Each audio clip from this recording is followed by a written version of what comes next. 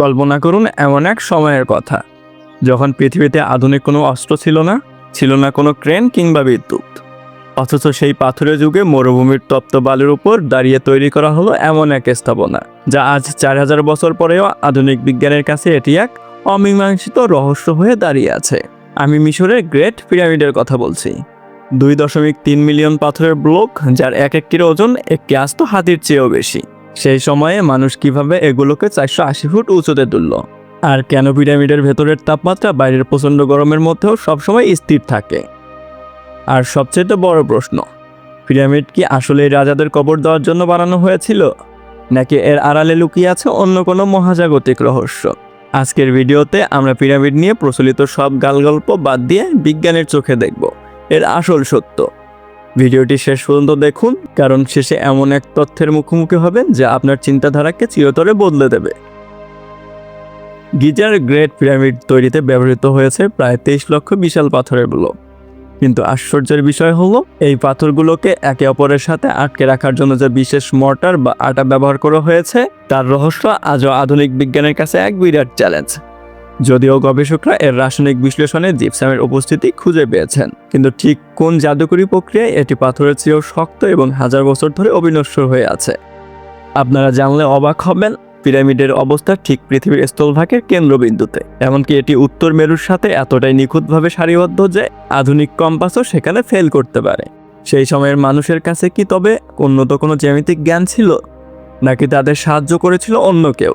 অনেকে বলেন পিরামিড দাসদের দিয়ে জোর করে বানানো হয়েছে, কিন্তু আধুনিক প্রত্নতাত্ত্বিক গবেষণা বলছে ভিন্ন কথা।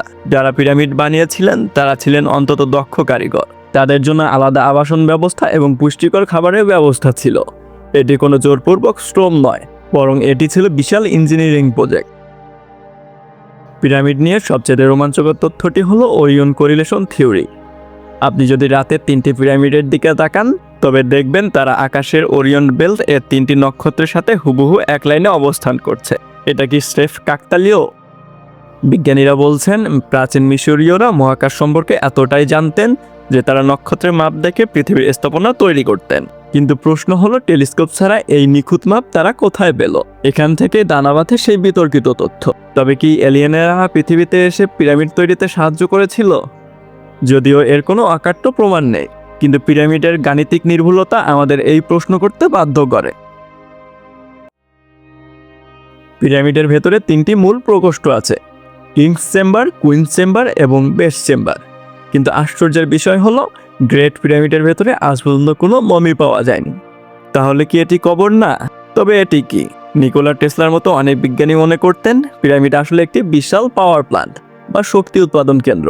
পিরামিডের গায়ে যে গ্রানাইট ব্যবহার করা হয়েছে তা বিদ্যুৎ পরিবাহী। পিরামিড কি তবে প্রাচীন বিশ্বের কোনো বেতার বিদ্যুৎ কেন্দ্র ছিল? এর ভেতরে বাতাস চলাচলের জন্য এমন কিছু সুড়ঙ্গ বা এয়ার শাফট ব্যবহার করা হয়েছে যা সরাসরি নির্দিষ্ট কিছু নক্ষত্রের দিকে মুখ করে থাকে। কেন? হয়তো আত্মাকে স্বর্গে পাঠানোর জন্য, অথবা হয়তো মহাকাশের সাথে কোনো সংকেত আদান প্রদান করার জন্য। 1922 সালে যখন তুতেনখামেনের সমাধি আবিষ্কৃত হয়, তখন রটে যায় ফারাওদের অভিশাপ। যারা সেই সমাধি খুঁড়েছিলেন তাদের অনেকেরই রহস্যময় মৃত্যু হয়েছিল। কিন্তু বিজ্ঞান বলছে অন্য কথা। এটি কোনো জাদু বা অভিশাপ নয়। হাজার হাজার বছর ধরে বন্ধ থাকা জায়গায় জন্ম নেওয়া বিশেষ কিছু মন্ড, ছত্রাক বা বিষাক্ত গ্যাসের কারণেই সেই গবেষকরা অসুস্থ হয়েছিলেন। মিশরীয়রা রসায়নবিদ্যায় এতটাই পারদর্শী ছিল যে তারা জানতো কিভাবে হাজার বছর ধরে একটি শরীরকে পচন থেকে রক্ষা করা যায়। তাদের মমি করার পদ্ধতি আজও বিজ্ঞানীদের কাছে এক মহাবিস্ময়। পিরামিড কেবল পাথরের স্তূপ নয়, এটি মানুষের মেধা, শ্রম এবং বিজ্ঞানের এক চরম নিদর্শন। আমরা হয়তো এখনো এর সব রহস্য ভেদ করতে পারিনি। হয়তো মাটির নিচে এমন কোনো রহস্য লুকিয়ে আছে যা আমাদের ইতিহাসকে নতুন করে লিখতে বাধ্য করবে। মানুষের অসাধ্য কিছু নেই, আর এই পিরামিড তারই প্রমাণ। তবে প্রশ্নটা আপনাদের কাছে রেখে যাচ্ছি, 4000 বছর আগে কি আসলেই মানুষের পক্ষে এতটা উন্নত হওয়া সম্ভব ছিল, নাকি ইতিহাসের পাতায় একটা বড় অংশ আমাদের কাছ থেকে লুকিয়ে রাখা হয়েছে? আপনার মতামত কমেন্টে জানান। আর ভিডিওটি যদি আপনার একটুও ভালো লেগে থাকে তবে লাইক দিন এবং বন্ধুদের সাথে শেয়ার করুন। আর এমনই সব অদ্ভুত ও রোমাঞ্চকর ভিডিও পেতে আমাদের চ্যানেলটি সাবস্ক্রাইব করে যুক্তিজালের পাশে থাকুন। দেখা হচ্ছে পরবর্তী কোনো রহস্যময় ভিডিওতে।